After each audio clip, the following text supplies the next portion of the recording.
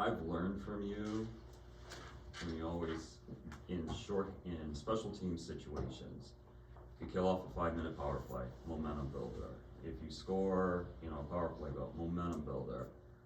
2 shorthanded goals tonight. That's got to be a momentum builder, Kirk. Yeah, big time.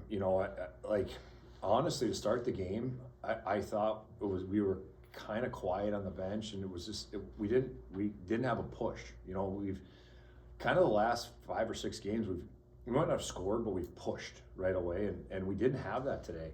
And you take a penalty and you're thinking, oh boy, how's this? Is it going to shift the momentum their way? And then you get a shorthanded goal, and now you're thinking, okay, well at least we're even on this. And then you get the next one, and it changed the game from that point on. Was that like the break you've been waiting for all season? It kind of like got the guy sticks back, and I said after the first period, we got 4-0. I said after the first period to the other coaches, I go, I don't know that we played any better, and you could argue that we might have played a little bit worse than we did, probably the last 5 first periods in a row, but you just kind of got to stay with it, you know what I mean, and it's going to come.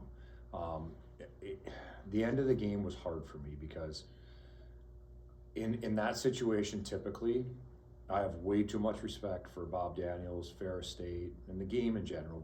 When you're up 7-2 to play a power play, but we've been struggling so bad on it, and we changed the power plays completely this week. So we hadn't really got any game, and that was only our second power play of the game. That unit hadn't even gone yet. So then you get a 5-on-3, and you're like, it'd be great to get some video on the 5-on-3. We don't have any game film on it.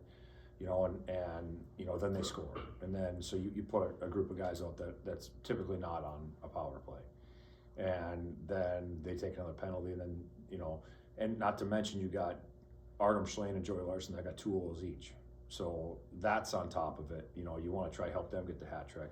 It was an impossible situation for a coach, and I just hope that, and you got to play somebody. It was kind of an interesting position to be in. Overall thoughts on the game tonight? I thought the Schlane line played fantastic. I thought, for the most part, I thought we had pretty good play from our forward group. Their stretch game worries me. They didn't show that as much on video. They used to stretch a lot more than what we saw in the video, so we didn't prepare for it much. Stretch game worries me for tomorrow. We got to make sure we get that figured out. But we have to keep building off of what we're doing. We're gonna have some tough decisions to make because for me, when it's close on senior night, you always play the seniors. They've given you a lot of sweat and hard work, and they got sweat equity in your program. So the one senior didn't play tonight. It was Jet Jungles, and Jet's gonna play tomorrow, and I already told him that and told the team that.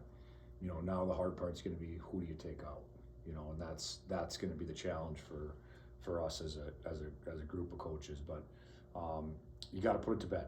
Like win, lose or draw, like that game's got to be put to bed, when you go to bed. But this game has to be put to bed right now because tomorrow's game will be nothing like this. It'll be a completely different game. And last question, you kind of already hinted at it. How do you avoid a repeat of last year? Friday night was lopsided. Saturday. You're on it. You're sharp. It's the first thing I said in the locker room. It wasn't 9, but it was like 5-1 or something. 7. Okay, 7. Touchdown. I didn't realize it was 7. So it's the first thing I said. Like, it's not a continuation of that game. Tomorrow's not. It's a completely new game, and I thought last year we wanted a continuation, and we can't have that this year. Anything else? No, thanks.